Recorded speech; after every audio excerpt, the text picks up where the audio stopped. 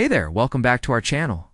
Today we're diving into something a bit different, but still very important in the world of addiction recovery. We're talking about AA or Alcoholics Anonymous and its close cousin, NA or Narcotics Anonymous. Have you heard of them? Ever wondered what goes on at those meetings? If you or someone you know is struggling with addiction, this video might just have some answers. Let's get right into it. So first things first, what exactly are these 12 steps all about?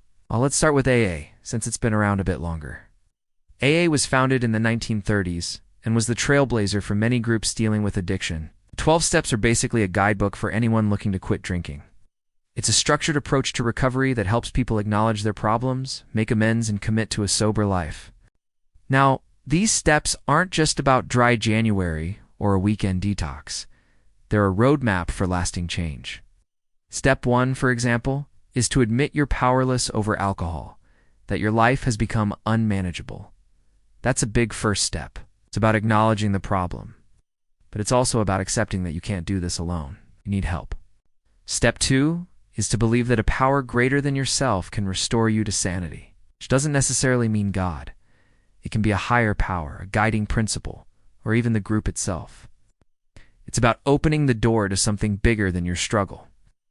The next steps involve making a decision to turn your will and life over to this higher power, making a searching and fearless inventory of yourself, which isn't easy, but it's crucial. It's about facing your past head-on, no matter how uncomfortable it is. This leads to step 5, where you admit your wrongs to yourself and others. It's time to own up to your actions and start the healing process. And then comes step 6, which is to be ready to have your wrongs rectified. This is about making amends for your past behavior, showing up for those you've hurt and saying, "I'm sorry." But it's not just about saying the words. It's about making real changes. From there, you work on taking personal inventory, avoiding the pitfalls that led you astray and getting your emotions in check. Step 9 involves making direct amends to those you've hurt, not just saying sorry, but doing what you can to repair the damage. This could mean saying sorry directly, fixing something you broke, or simply making a gesture of kindness. Steps 10 to 12 are all about maintaining your sobriety, continuing to take personal inventory, helping others, and keeping your commitment to your higher power. It's about staying on the path, celebrating your progress, and always being ready to learn. Now, while AA focuses specifically on alcohol, NA takes a similar approach to help those struggling with narcotics. The 12 steps remain the same, but the focus shifts to narcotics. Both programs are run by those in recovery, for those in recovery. There's no paid staff, no fancy offices. It's all about creating a safe, non-judgmental space for people to share their struggles and successes. Meetings are held regularly in various locations, often at places like church basements or community centers. These spaces may not be fancy, but they're filled with understanding. In these meetings, people come together to talk openly about their experiences, their struggles, and their victories. It's a chance to connect with others who truly understand what you're going through. But you don't have to go alone. Many people attend AA or NA meetings with a support person, someone who can help them process what they hear and offer encouragement. Sometimes just sitting in a room full of people who are going through the same thing can be incredibly comforting. You realize you're not alone in this battle. Meetings typically follow a set structure, although there can be variations. Often they begin with a reading from the AA or NA literature, followed by the sharing of experiences either from individuals or from members of the group.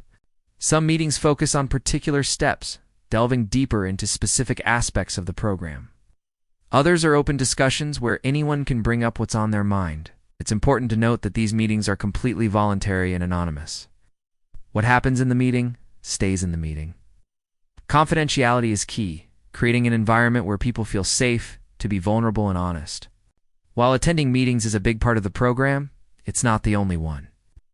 Both AA and NA encourage members to find a sponsor, someone further along in the recovery journey who can offer guidance and support.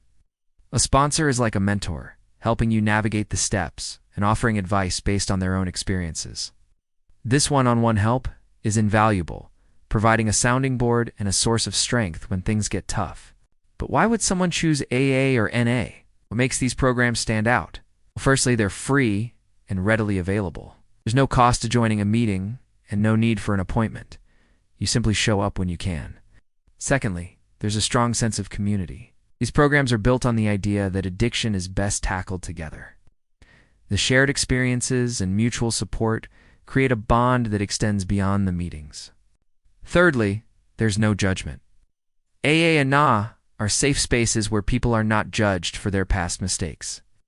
It's a place where honesty and vulnerability are valued, not stigmatized. Lastly, there's a clear path to follow.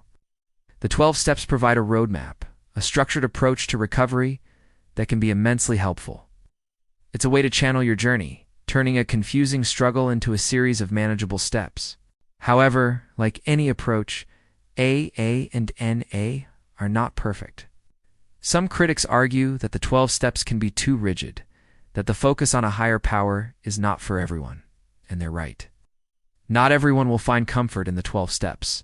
Some may prefer more evidence-based therapies, and that's okay. There's no one-size-fits-all in recovery. In fact, many people find that a combination of therapy and the 12 steps works best. The most important thing is finding what works for you. So if you or someone you know is struggling with addiction, consider reaching out to AA or NA. Attend a meeting, listen to the steps and see if it resonates. If it does, dive in. If not, keep exploring until you find the right fit. Remember, no matter what, reaching out is a sign of strength, not weakness. It's the first step towards a better, healthier life. That wraps up our look at AA and NA. I hope you found this helpful. Remember, you're awesome. Thanks for tuning in. Until next time, stay healthy and take care.